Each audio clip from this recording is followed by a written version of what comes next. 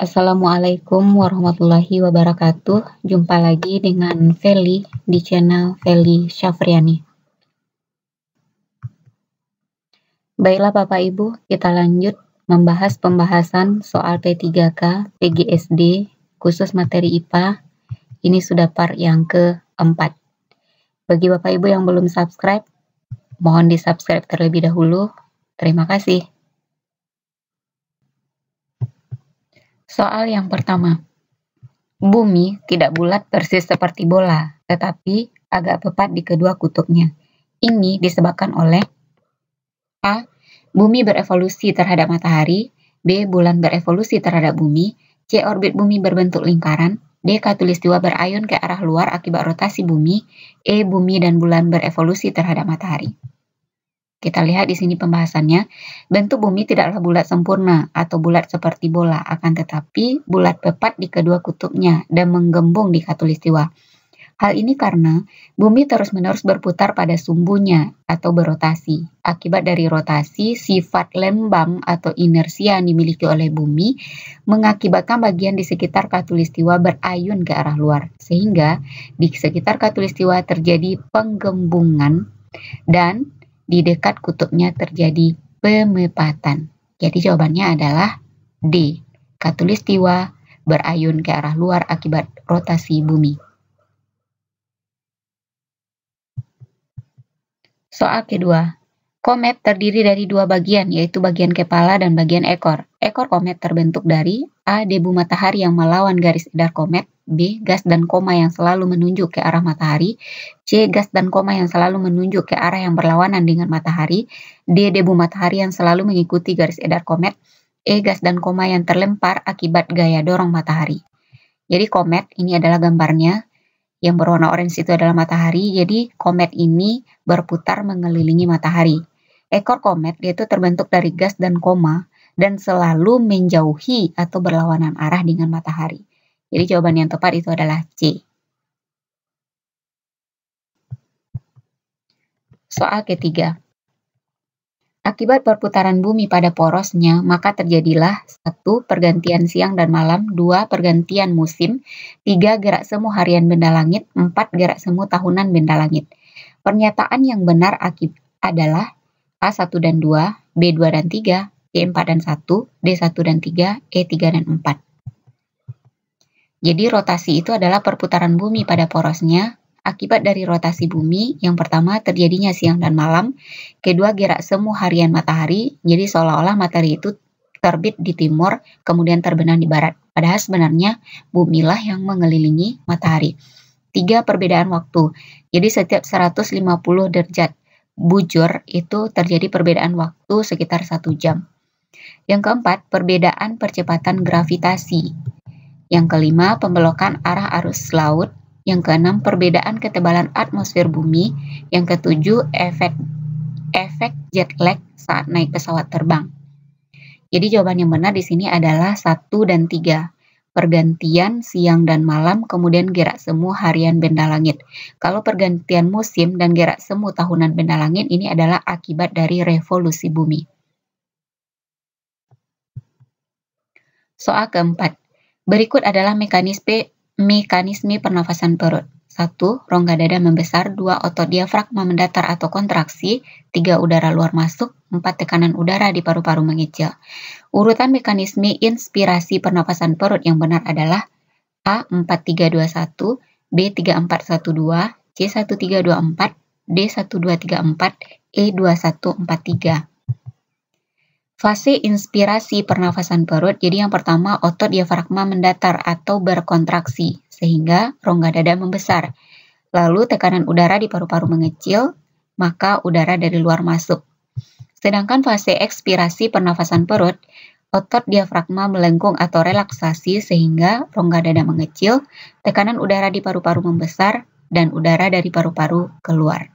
Jadi jawaban yang tepat itu adalah 2, 1, 4, 3, jawabannya E. Soal kelima, perhatikan tabel berikut ini. Ada jenis tumbuhan, kaktus, enceng gondok, keladi, dan teratai. Kemudian di tabel berikutnya ada adaptasinya. pasangan tumbuhan dan cara menyesuaikan diri dengan lingkungan yang tepat itu adalah A. 1 dan A, B. 2 dan D, C. 4 dan B, D. 4 dan C, E. 3 dan B. Jadi kalau kaktus, itu daunnya mengalami modifikasi menjadi duri. Fungsinya itu untuk mengurangi penguapan karena kaktus hidup di padang pasir. Kalau enceng gondok, yaitu memiliki batang berongga agar dapat mengapung di air.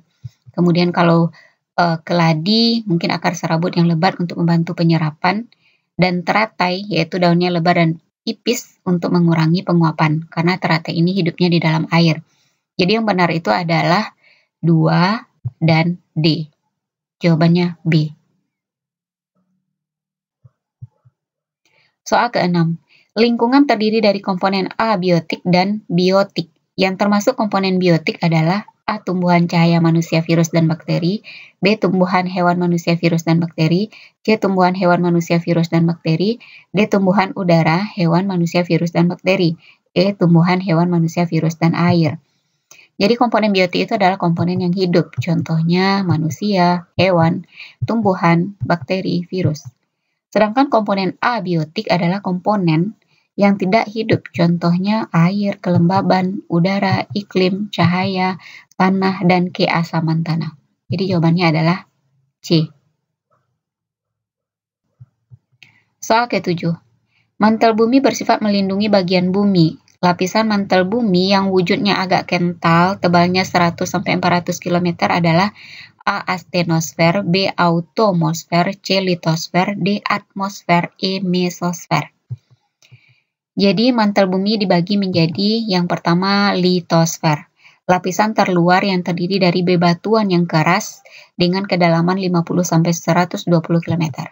Yang kedua astenosfer, dalam yang terdiri dari bebatuan yang mengalir dengan kedalaman sekitar 200 km. Kemudian mesosfer adalah lapisan yang terletak di bawah lapisan astenosfer, tebalnya yaitu 2400 sampai 2700 km. Jadi jawaban yang tepat di sini adalah astenosfer. Soal ke-8. Asumsi pembentukan jagat raya menurut teori bintang kembar adalah A. Perubahan materi akan terus-menerus terjadi dan dinamis. B. Bintang yang tidak meledak akan menjadi matahari dan yang pecah akan menjadi planet. C. Terjadi ledakan disertai dengan penyusutan batuan. D. Bintang besar mendekati matahari dalam jarak pendek sehingga menyebabkan pasang surut pada tubuh matahari. E. Terjadi penarikan bintang besar yang menyebabkan penarikan pada bagian-bagian yang kecil. Jadi kita bahas.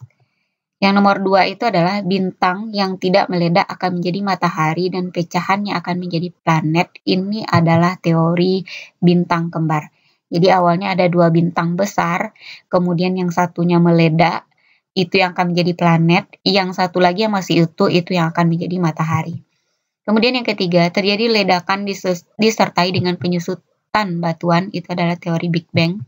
Kemudian yang keempat, bintang besar mendekati matahari dalam jarak pendek sehingga menyebabkan pasang surut pada tubuh matahari. Ini adalah teori pasang surut. Dan yang kelima, terjadi penarikan bintang besar yang menyebabkan penarikan pada bagian-bagian yang kecil. Ini adalah teori planetesimal. Jadi jawabannya adalah B. Soal ke-9. Minyak kelapa pada musim dingin dapat membeku. Peristiwa ini disebabkan karena minyak kelapa A. Banyak melepaskan kalor sehingga membeku. B. Pada musim dingin tidak mendapat kalor. C. Banyak menyerap kalor sehingga membeku. D. Kurang menghasilkan kalor sehingga membeku. E. Pada musim dingin kelebihan energi kalor. Jadi minyak kelapa dapat berwujud cair dan padat. Perubahan wujud dari cair menjadi padat terjadi karena minyak kelapa melepaskan banyak kalor ke udara. Hal ini terjadi karena adanya perbedaan suhu minyak kelapa dengan udara, di mana suhu minyak kelapa lebih tinggi dari udara. Akibatnya secara alami, kalor akan berpindah secara otomatis dari benda yang bersuhu tinggi ke benda yang bersuhu rendah. Dan perpindahan akan terhenti saat kedua benda mencapai suhu yang sama. Jadi jawabannya di sini adalah banyak melepaskan kalor sehingga minyak kelapa ini akan membeku. Soal ke-10. Organ pencernaan yang menghasilkan enzim E. repsin adalah A. Kerongkongan, B. Lambung, C. Hati, D. Pankreas, E. Usus 12 jari. Jadi enzim-enzim pada sistem pencernaan, yang pertama di mulut yaitu ada enzim pitialin, yang kedua di lambung ada enzim pepsin, renin, dan HCl. Kalau di pankreas ada tripsin, amilase, lipase, elastase, nuklease, dan karboksipeptidase. Sedangkan di usus halus, khususnya di usus 12 jari, ada enterokinase, maltase, sukrase, erepsin, dan disakarida. Jadi erepsin ini adanya di usus 12 jari.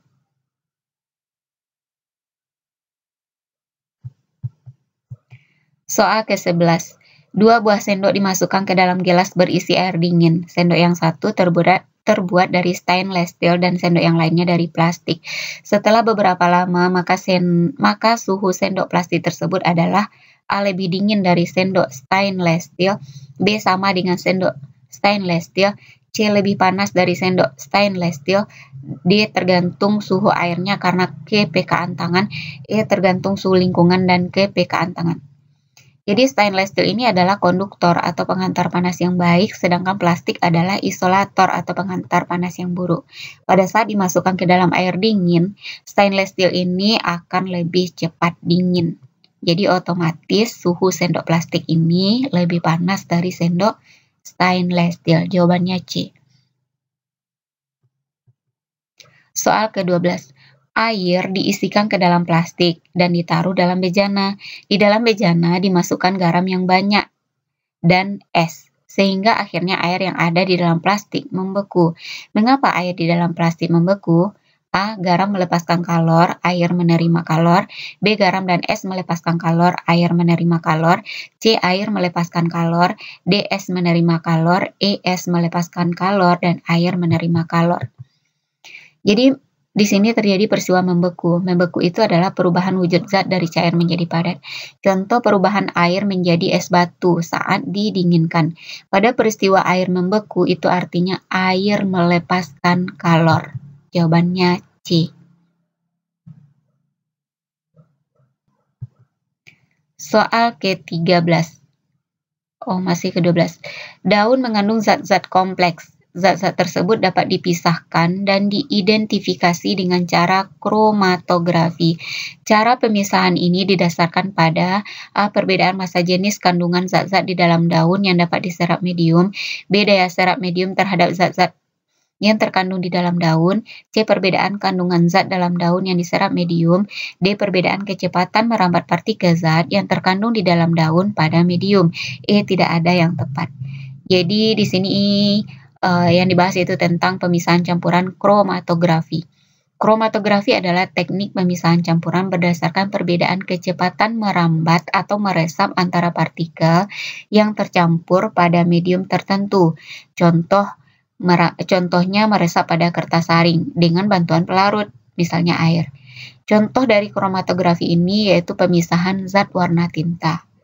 Jadi kalau pada daun, ini yang benar adalah D. Perbedaan kecepatan merambat partikel zat yang terkandung di dalam daun pada medium.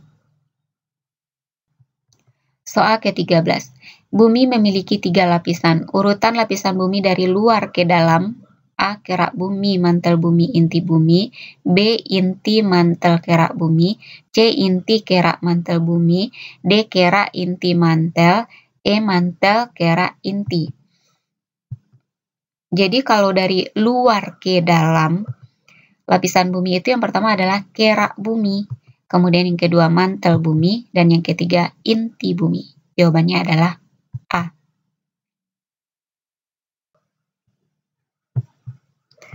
Soal ke-14. Akibat perputaran bumi mengelilingi matahari, jadi ini adalah revolusi, maka akan terjadi 1. Pergantian musim, 2. Pasang surut air laut, 3. Lamanya siang dan malam tidak sama sepanjang tahun, 4. Terjadinya pergantian siang dan malam. Pernyataan yang benar adalah A. 4 saja, B. 2 dan 4, C. 1, 2 dan 3, D. 1 dan 3, E. Tidak ada yang benar. Jadi perputaran bumi mengelilingi matahari itu disebut juga dengan revolusi. Akibat dari revolusi bumi, yang pertama perbedaan lamanya siang dan malam, 2. Gerak semu tahunan matahari, 3. Perubahan musim, 4. Perubahan rasi bintang, yang kelima terjadinya tahun kabisat. Jadi yang benar di sini pernyataannya adalah 1 dan 3. Pergantian musim dan lamanya siang dan malam tidak sama sepanjang tahun. Kalau pasang surut air laut ini adalah akibat dari gravitasi bulan. Kemudian kalau terjadinya pergantian siang dan malam, yang nomor 4 itu adalah akibat dari rotasi bumi.